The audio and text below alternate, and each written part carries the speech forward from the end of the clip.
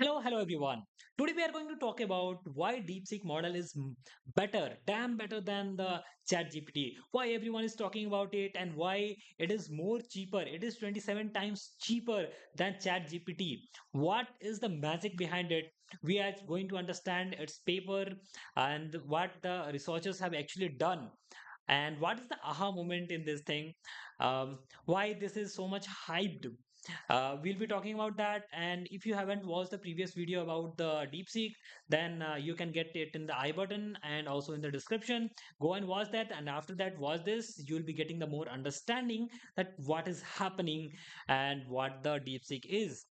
Yes, so DeepSeek is a Chinese model first of all, and it was not very much you know predicted that the Chinese model will be coming and it will be disrupting the whole market. Everyone is talking about DeepSeek. You can see on the Reddit, everyone is talking about DeepSeek, and uh, even now.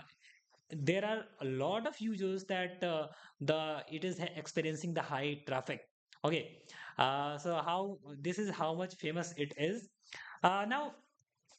DeepSeek is actually working on the reinforcement learning. In the heading itself, it has told that okay, reinforcement learning. I'm just going to tell you in a very brief that machine learning has three parts. First is supervised learning, second is unsupervised, and third is reinforcement.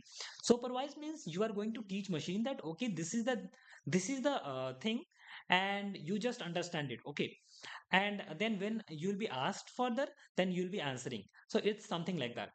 uh, Unsupervised learning is basically the machine has given some data, and from that data it will be getting some insights. Okay, some interesting insights from that.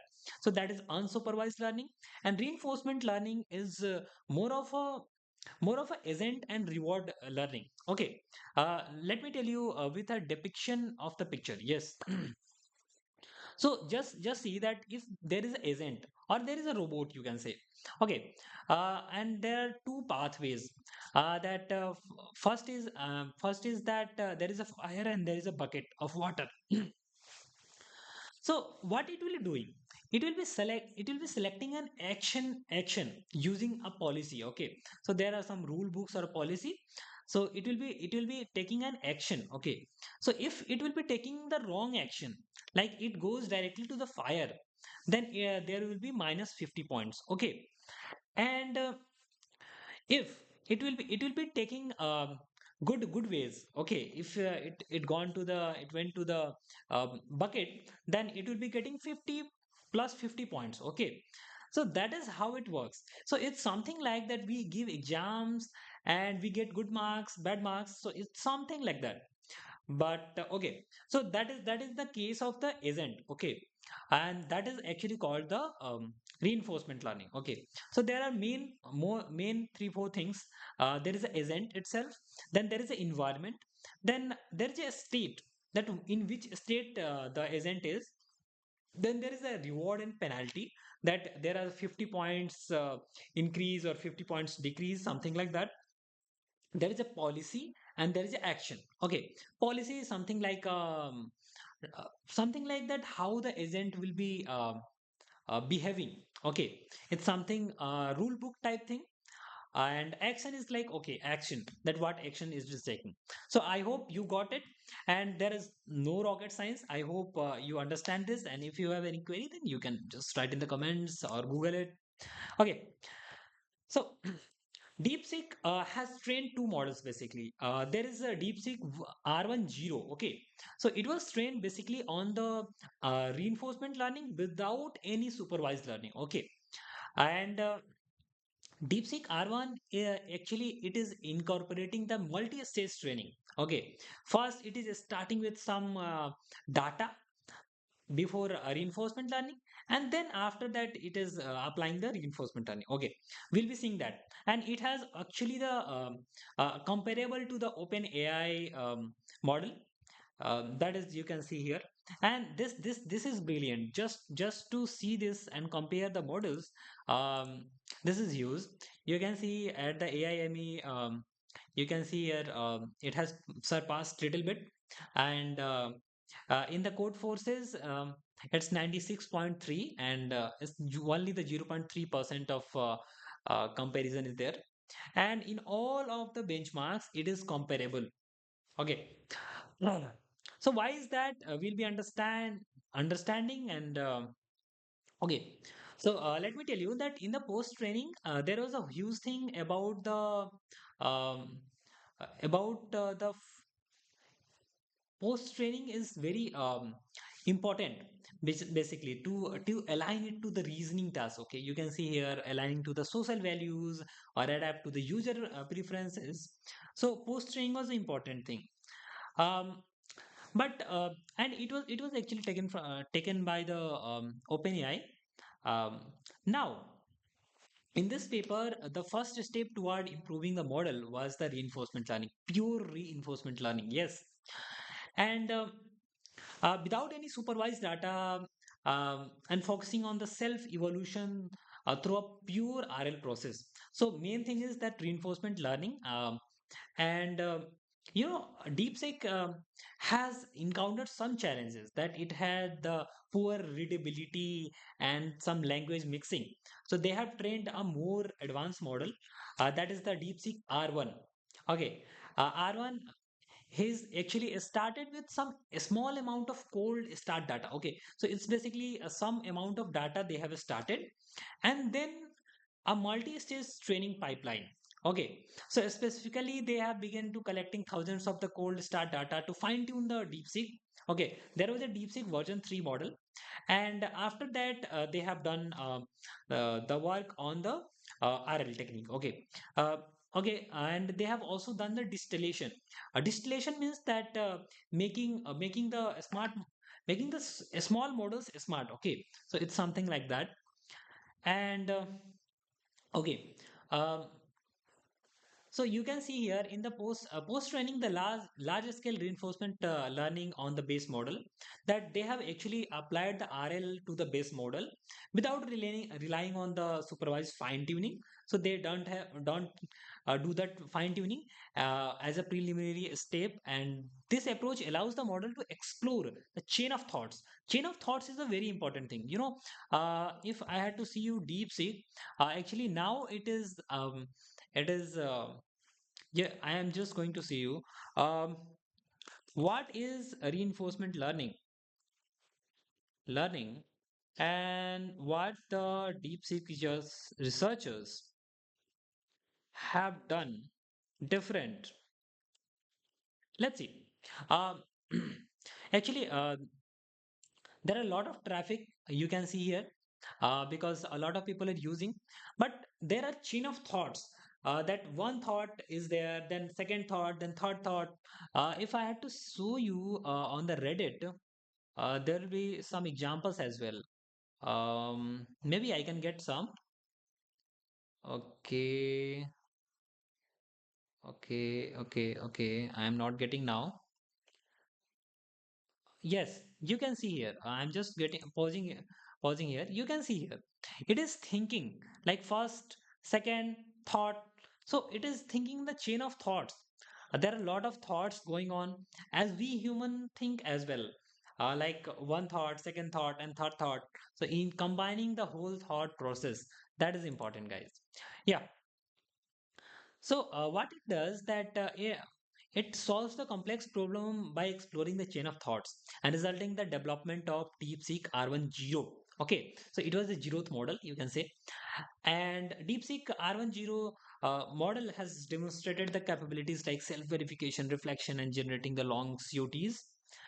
And then there was it was the first open resource to validate the reasoning capabilities of the LLMs, and that can be actually purely incentivized by the RL technique without a need of SFT.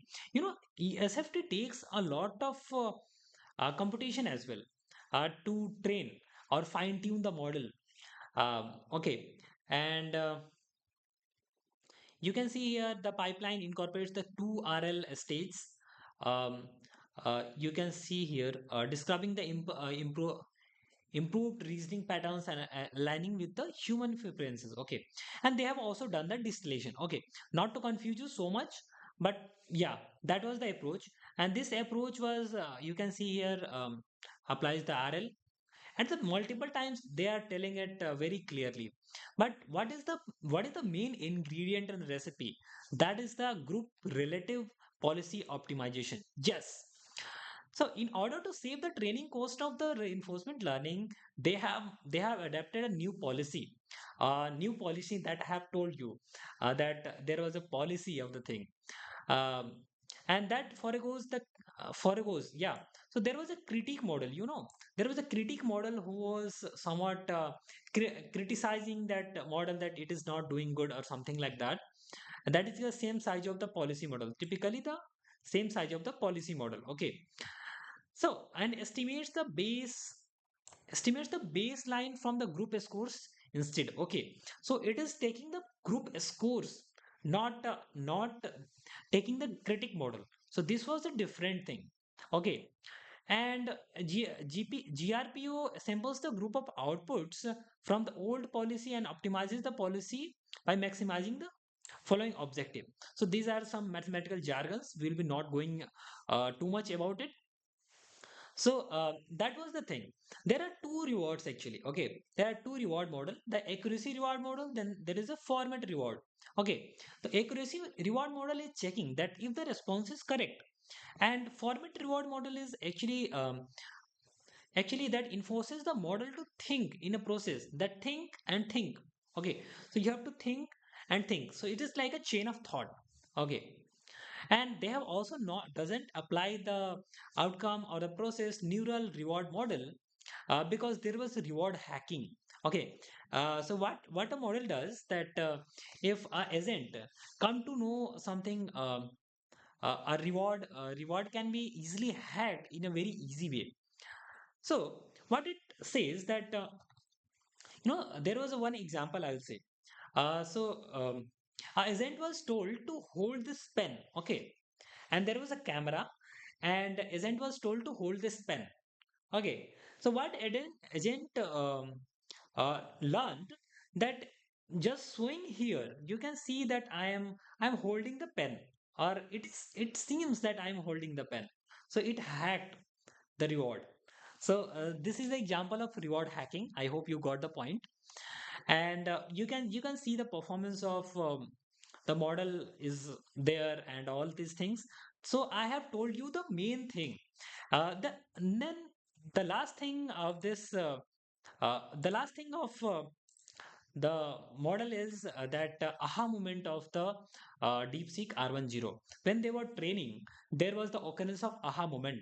Okay, that they actually got surprised by seeing that how the model accuracy has increased exponentially. Okay, so that was the aha moment about it. And also the researchers observing its behavior, they are very surprised. And this method is actually working. So we'll be seeing upcoming days, we'll be seeing more and more models that are more improved. Okay, so there are some drawbacks as well, that it develops some unexpected reasoning, and uh, some behaviors that have some issues. So of course that can be adapted by the AI, but yeah, that will be eliminated. Yeah, so that was it, guys. And I have to say that these are all about the data and distillation. Distillation means that they have shrink down the model in very small chunks. Okay, not chunks, in very small models, I will say. Okay, and they have done some experiments and all these things. So I have explained you that what was the main thing. The main thing was that GRPO policy. It was the main factor. So if you like this video, then hit the like button, subscribe this channel for more updates, and see you in the next video, guys.